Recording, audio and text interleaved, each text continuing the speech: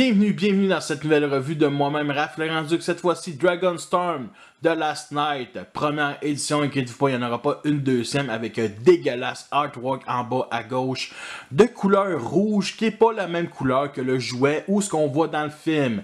En gros, c'est un artwork qui ont été fait pendant la pré-production du film ou pendant le tournage. Puis ils ont décidé de le garder quand même pour aucune fucking raison, ces hosties-là.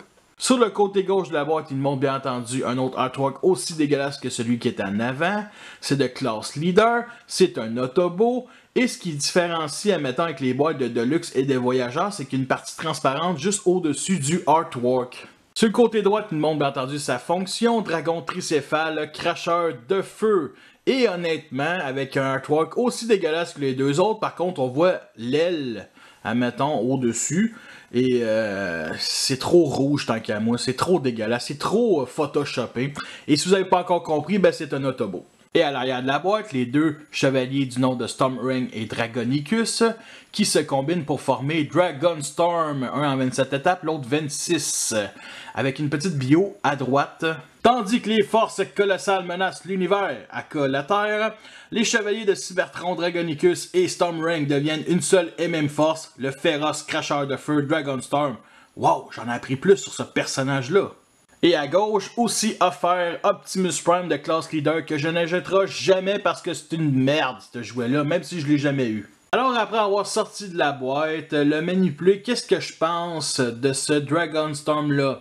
Premièrement, je trouve que le concept de prendre deux robots pour former un mode alternatif, c'est une idée géniale, comme Skid et Motley en camion de crème glacée du film Rise of the Fallen, que j'ai jamais fait en revue, mais que j'ai toujours adoré ce concept-là. Tu sais, dans G1, c'était surtout, mettons, comme Overload, deux modes alternatifs qui formaient un robot, et le résultat est beaucoup plus basique que deux robots pour former un mode alternatif.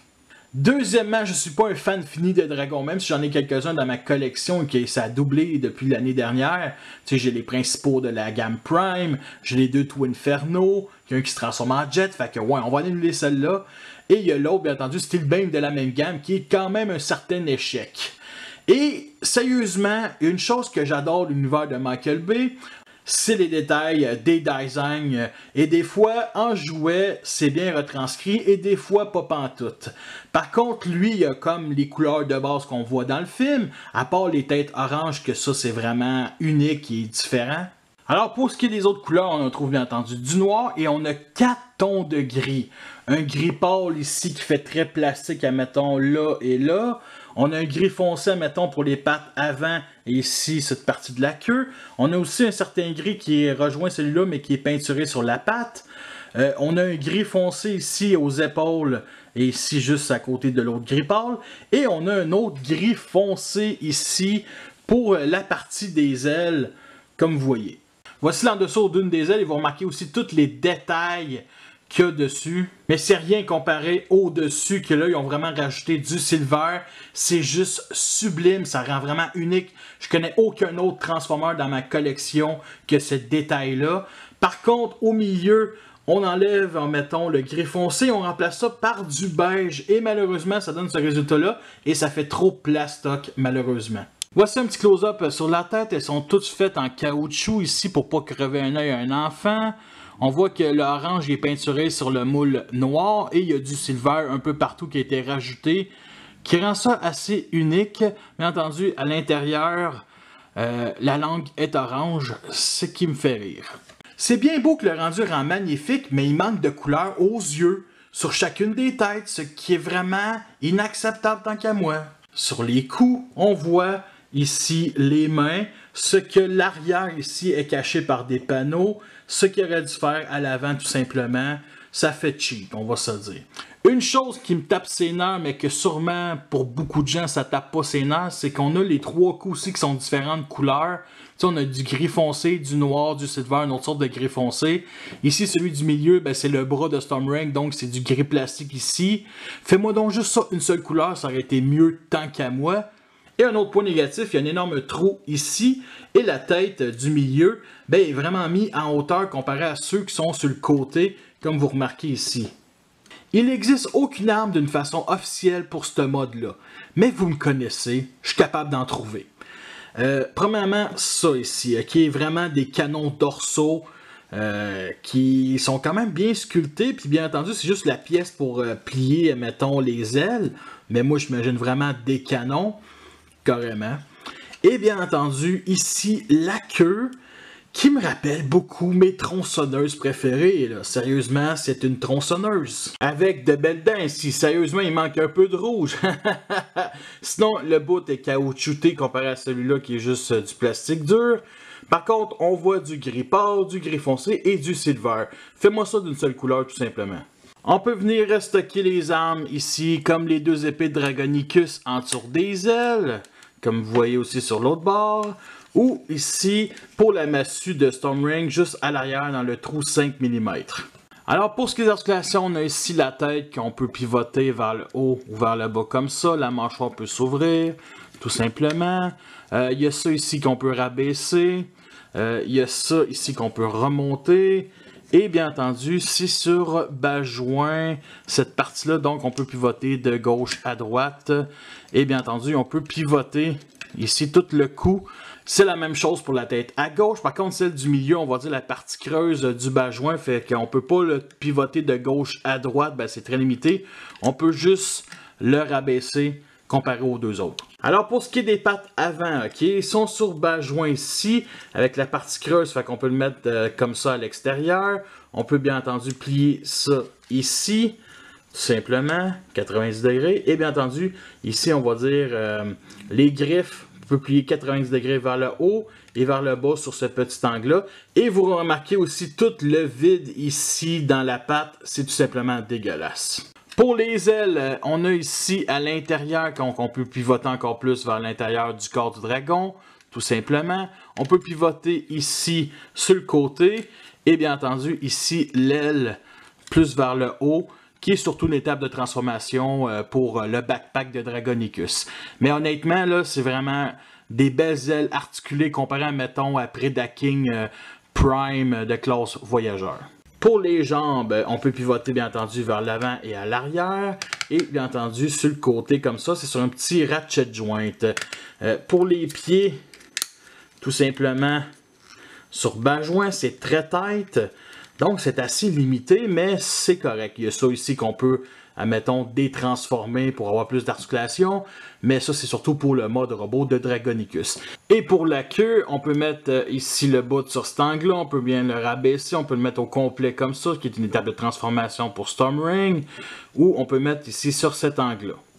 Les deux robots sont bien entendu connectés ensemble. En avant ici, ça tient extrêmement bien. Par contre, à l'arrière, ce qui tient les deux robots, c'est la partie grise avec la partie beige ici. Et ça, c'est à côté des jambes qui offrent la stabilité de la figurine. Et c'est un échec total. Ça n'arrête pas de se déclipser. En déclipsant, boum, ça devient moins stable et ça tombe vers l'avant. Et là, vous allez me dire, ouais, mais là, Raph, les photos officielles montrent le dragon à quatre pattes, sur ses quatre pattes plutôt. Moi, je fais comme, non, vous n'avez pas compris. Ce genre de dragon-là, on peut les mettre sur deux pattes comme un tyrannosaure et on peut le mettre sur quatre pattes comme un petit chihuahua. Fait que nous avons l'option comme Steelbane. Et si vous avez des problèmes de stabilité comme moi, on peut juste sortir ici, admettons, les talons qui arrêtaient les pieds pour le mode robot et ça offre quelque chose de plus stable, mais on triche un peu. Et comme nous, les êtres humains, on peut aller chez la coiffeuse changer de look. Lui aussi peut changer de look, il faut juste pas de coiffeuse. Fait qu'on peut venir plier ici les ailes vers le dos. Moi, je les mets vraiment comme Predaking Prime de classe voyageur, le premier. Et on fait juste pivoter les quatre jambes comme ça pour le mettre, on va dire, en mode quatre pattes, tout simplement en mode chihuahua. Oui, il faut que ça soit sur cet angle-là, parce qu'il y a des pattes avant qui sont beaucoup plus petites que ceux en arrière, malheureusement, comparé à, mettons, à Predaking Prime. Et c'est pour ça que je vous l'ai présenté debout sur deux pattes avant ce mode-là. Pour le rendre encore plus passif, on peut venir déplier les ailes sur le côté du corps, tout simplement comme ça, ce qui le rend beaucoup moins menaçant, on va se le dire. Le voici en comparaison avec un voyageur et un deluxe, et bien entendu, il est assez massif, un peu comme les leaders de la première trilogie. Bien entendu, il est plus fait en longueur qu'en hauteur. Avec le même Optimus et Drift en mode alternatif, vous voyez vraiment la différence de grosseur. Pour Transformers 4, je n'avais pas acheté Grimlock en classe leader et j'avais pas Optimus Prime de classe leader, donc je pouvais pas faire cette scène-là où qui ride Grimlock, malheureusement. Mais avec ces deux jouets-là pour Transformers 5, oui. Alors une petite ride, mon Optimus? Avec tous les chevaliers légendaires, c'est pas magnifique, vous trouvez pas? Sérieusement, là, c'est une bonne force de frappe. Nous sommes rendus à la transformation, fait que première étape, on va replier les ailes ici à l'intérieur, tout simplement comme ça, pour former une genre de cape de Batman pour Dragonicus. On va venir pivoter ça ici comme ça et dégager vraiment, on va dire les têtes vers le haut, tout simplement. On va aussi mettre ces pattes-là comme ça vers l'avant. Et on va venir déclipser ici les jambes après la partie beige qui se fait facilement, on va se le dire. Fait qu'on va le mettre comme ça. On va ici déclipser en deux la bédaine. Tout simplement. Yes sir. Et on va sortir Stormring. Et on va mettre Dragonicus de côté. On pivote cette partie-là. On sort le bras. On met le bras sur cet angle-là. On va venir descendre comme ça. On va monter ici le L inversé. On va descendre même. Et on va redescendre le panneau. Et on va replacer ça droit. On pivote la tête vers l'arrière. On déclipse le panneau. On pivote ici la tête de dragon à l'arrière. Et ça va nous sortir un peu la main. Puis on fait le reste tout simplement. Et on remet le panneau. Et on place ici le bras de la tête du dragon face à nous.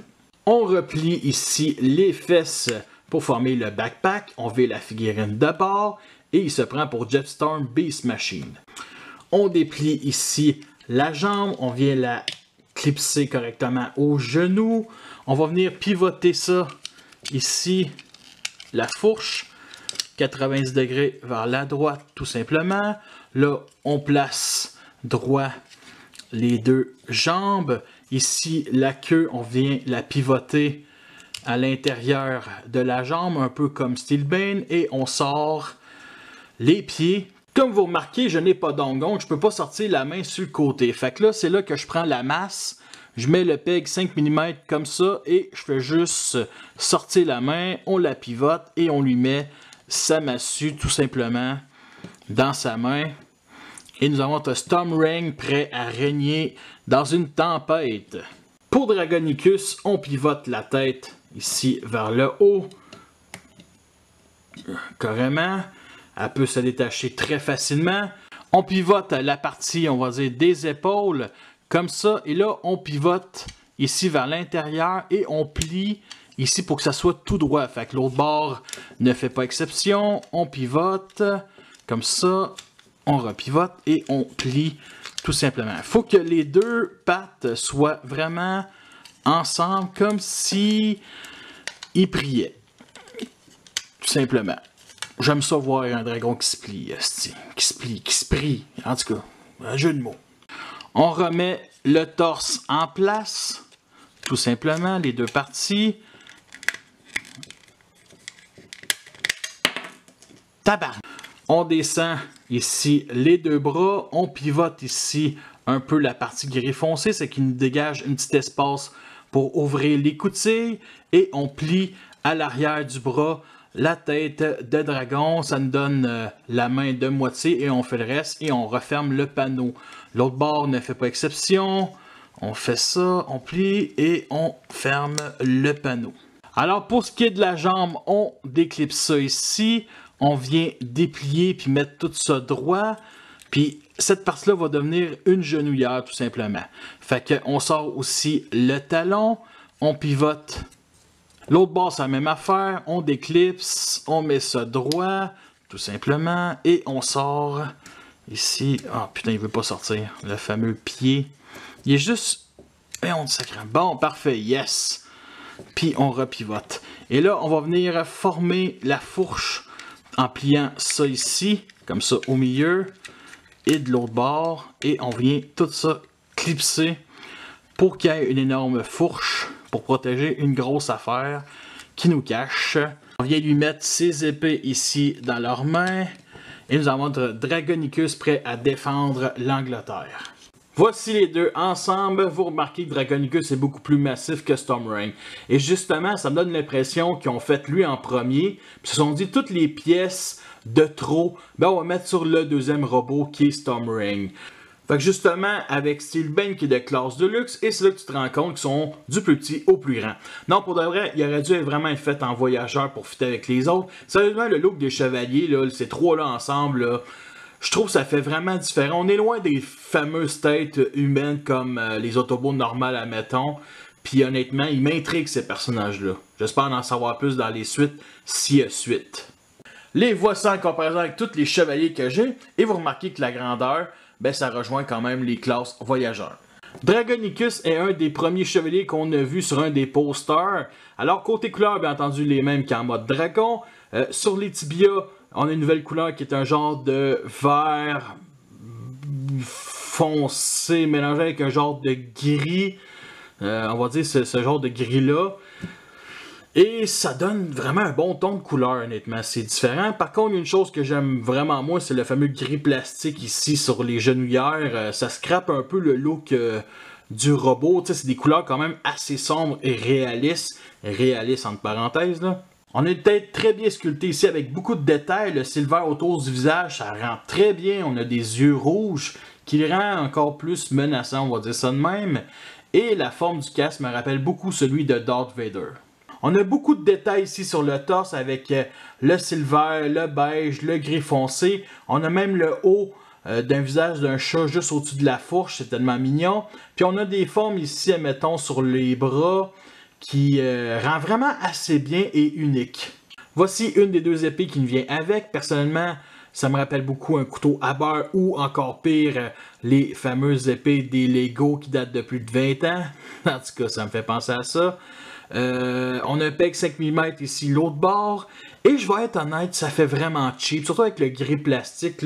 C'est juste une comparaison aussi avec l'épée de Steelbane qui est super bien sculptée, qui est aussi un peu plus grande, comme ça. Lui, c'est fait pour un Deluxe, puis lui, c'est fait pour un voyageur. Fait que essayez de comprendre quelque chose là-dedans, là, sérieusement. Sinon, on a le manche ici avec plein d'anneaux. Et bien entendu, un cock ring ici au bout. On peut les mettre dans les mains et bien entendu, accrocher dans le dos. Alors pour ce qui est d'articulation, on a la tête ici qui est sur bas joint, donc 60 degrés. De bas en haut, pas tant que ça, mais bon, elle est sur bas joint quand même. Ici, le bras, on peut le pivoter 60 degrés, comme ça. On peut le lever comme ça, mais ça, il faut déclipser ici, on va dire, les protèges d'épaules, parce que oui, ça se clipse. Je sais qu'il y a bien des gens qui ont des problèmes avec ces parties-là. Non, il faut juste que ça se clip extrêmement bien. Fait qu'on déclipse, puis on peut le lever comme ça. On peut aussi pivoter le bras et plier justement 90 degrés le coude. Rien ses mains, juste pour dire qu'il me rappelle beaucoup les mains de Reveal of the Shield, oui, la sous-gamme des Chubb il y a quelques années.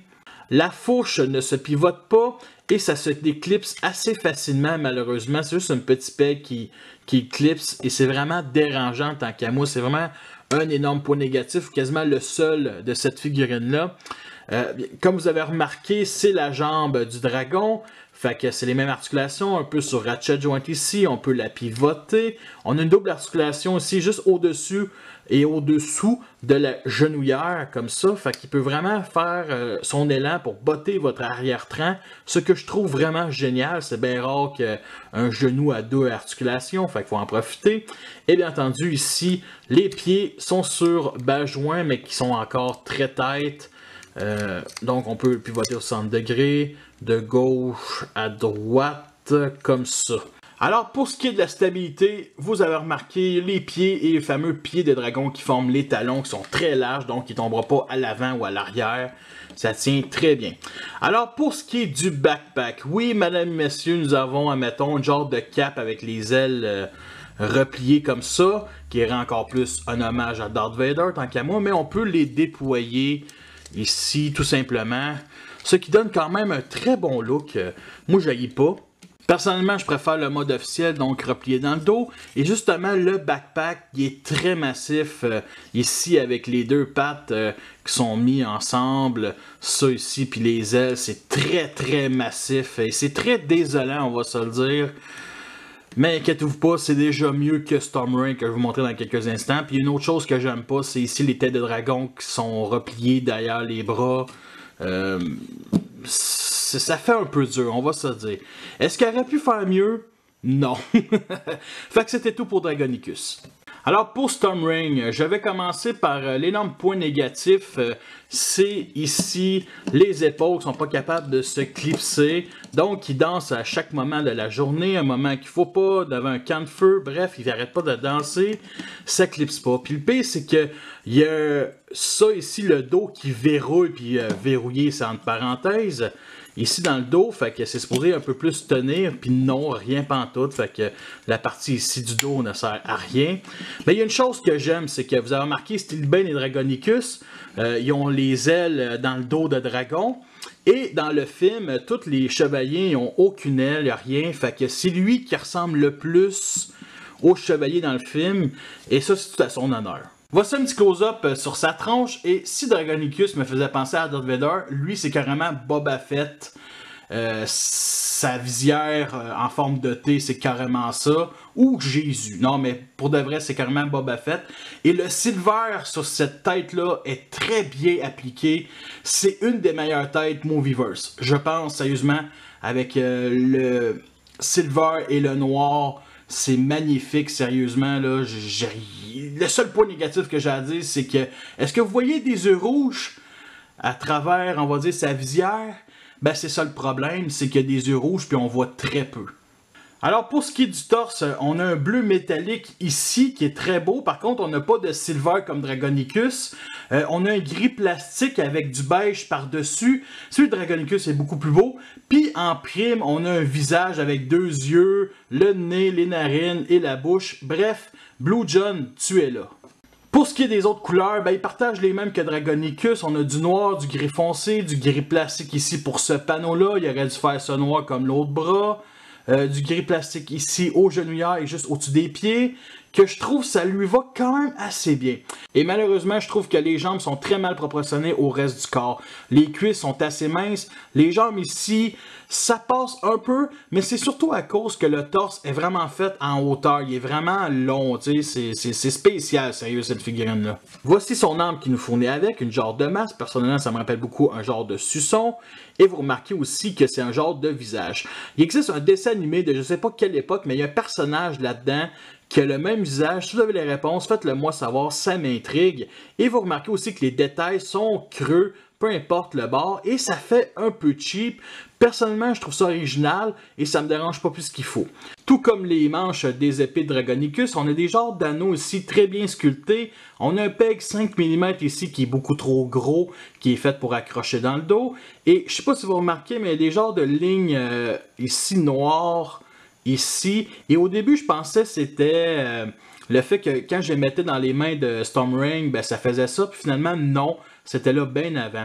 Et au bout, il y a un dildo. On peut le mettre dans sa main, l'accrocher par le 5 mm du point de vue d'en dessous, et on peut le mettre dans le trou 5 mm pour stocker l'arme. Et je trouve que du point de vue d'en avant, ça rend quand même assez bien. Pour ce qui est des articulations, c'est à peu près la même chose que Dragonicus, fait que la tête est sur bas joint ici, peut vraiment pivoter à gauche parce qu'à droite est vraiment bloqué par ça. On a ici les épaulettes qu'on peut bouger et tendre plus vers l'extérieur, mais ça sert à rien. Mais bon, si vous n'aimez pas le look, on peut le faire. On a le bras ici qui est sur bas joint, donc on peut le lever comme ça. On peut le pivoter ici, ça pogne un peu dans le dos. On peut pivoter tout le bras au complet. Simplement, et 90 degrés ici, le coude. Bien entendu, on peut danser. La fourche est sur pivot ici. Par contre, on ne peut pas la pivoter 360 degrés. Tout simplement, c'est assez spécial. Et il y a ça ici qu'on place juste de même. Et si on veut pivoter, ben, ça reste pogné ici dans la petite partie, on va dire, de la bédaine. Fait qu'on peut mettre les jambes comme ça, comme s'ils gambadaient dans un jardin rempli de Decepticons. On peut les écarter tout simplement. On peut aussi pivoter les jambes, articuler ici à l'arrière et bien entendu le pied comme ça. Personnellement, il y a des jouets de classe légende qui sont beaucoup plus articulés, et ça, c'est un classe voyageur. Pour ce qui est de la stabilité, on a les pieds ici, une partie creuse, et ici, c'est un talon qui est quand même assez rempli, qui est très petit. Tu sais, même l'autre bord, il y a une partie creuse. Et avec ce backpack-là, non, ça fait pas une figurine qui est bien stable. Tu sais, elle tient, mais elle est beaucoup moins stable que bien des jouets de la même gamme, malheureusement. Et justement, le backpack, c'est tellement dégueulasse, c'est gigantesque, c'est gros. Et le pire, c'est qu'il aurait pu juste pivoter cette partie-là ici pour vraiment fermer le dos puis que ces parties-là viennent, admettons, sur les épaules. Et ça aurait été parfait, complet. Puis en plus, tu as le trou 5 mm ici pour accrocher l'arme dans le dos. Fait qu'il n'y aurait pas obligé d'en avoir un autre. Fait que sérieusement, c'est un échec. Et pour mettre le dernier clou sur ce cercueil, on a ici un énorme trou qui est juste dégueulasse. Par contre, il y a des détails ici sur le côté, admettons, des mollets qui sont très bien sculptés, sérieusement. C'est vraiment beau. Puis on l'a sur les deux bords, même à l'intérieur. Fait que c'était ça pour Storm Ring. Voici le genre de pose qu'on peut faire avec ces figurines-là. Et j'ai interchangé les armes. Nous sommes rendus à la fin de cette revue. J'espère que vous l'avez apprécié. Vous avez vu les points positifs et les très nombreux points négatifs. Est-ce que c'est une figurine que je vous recommande? Personnellement, honnêtement, franchement, si vous êtes complétiste, jetez-vous dessus, ok? C'est vraiment le fun d'avoir un dragon dans l'univers des Movieverse. Sérieusement, c'est différent des dinosaures ou différent des autres animaux qu'on a eu depuis les 5 premiers films. Vous savez à quoi vous en tenir aussi. C'est pas les jouets qui vont venir révolutionner la gamme de Last Night. Sont même assez merdiques. C'est sûr que ça battra jamais Optimus puis Megatron. Puis ça bustait le bain, là. Anyway, un jouet qui date de 1903 en bois, avec aucune articulation, ça bustait le bain, là. J'aurais vraiment pas détesté ça qu'il soit du bord des Decepticons, ça aurait été différent. Parce qu'on va se dire, il y a comme 25 Autobots dans le film contre 7 Decepticons. En tout cas, j'exagère, là, mais vous comprenez. C'est le seul leader de l'univers des films que je me suis pogné depuis Dark of the Moon. Une chose qui aurait pu être géniale, c'est qu'avec la grosseur du dragon, il aurait pu nous transformer ça en 12 petits chevaliers pour les classes légendes, un peu pour contrer Infernocus ou Devastator. Malheureusement, je pense pas que ça aurait tenu, mais bon, j'ai espoir. Son prix initial, c'est 75$, mais je l'ai pogné en spécial à 55$ dans un Walmart. Et c'est le prix initial, admettons, des leaders de la gamme Titan Return. Fait que j'aurais jamais payé ça plein prix. Ça, c'est clair, net et précis. Ça vaut pas 75$. Vous pouvez toujours liker, commenter, partager. Abonnez-vous, il va y avoir d'autres revues de Last Night dans les prochaines semaines. Fait que merci à tous d'avoir écouté cette revue-là. Fait que sur ça, je vous laisse et à la prochaine.